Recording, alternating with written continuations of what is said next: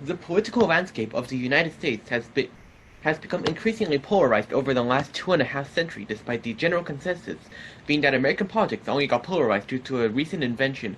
But if this were to be the case, we would be seeing political polarization in every democracy in the world, so it's obvious that there's something else we're missing. The root of polarization in America is that the government does not properly represent the people and limit compromise or alternative perspective between the dominant two parties. Thus, the solution to polarization in America is a ranked vote system.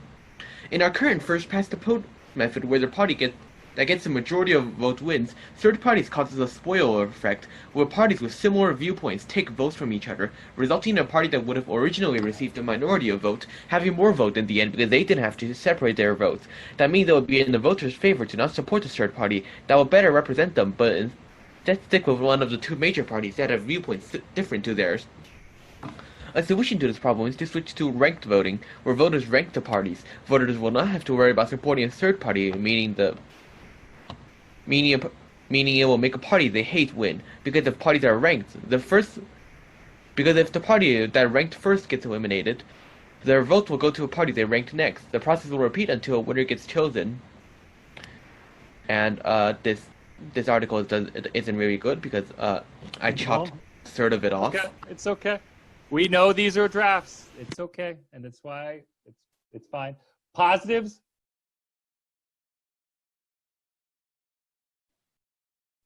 Yes, Olivia. He had a very good argument in the beginning. Yep. Jessica, is that what you're saying? Idea? Yeah. I mean, definitely, we know. This is why, like, seeing this and having to read, you're like, oh yeah, I got to put in the work to make sure I didn't take it away.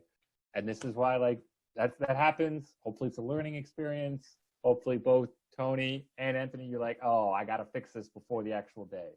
Just make sure prior planning. That's the key lesson. Do things early, so that when things happen, mistakes, that stuff happens, you're able to address it. All right.